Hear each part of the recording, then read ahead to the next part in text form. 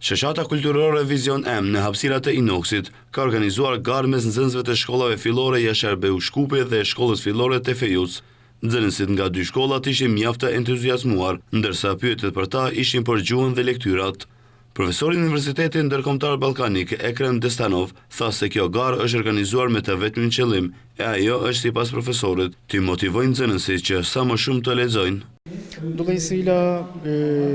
Unë besoj që leximi i librit është një punë e mirë dhe e këndshme. Për fat të keq në shtetin ton, leximi i librave është në nivel të dobët. E mirë është që shoqata kulturore Vizioni M po bën kësi lloj programesh, duke i çuar nxënësit të lexojnë libra. Mendoj që është e rëndësishme.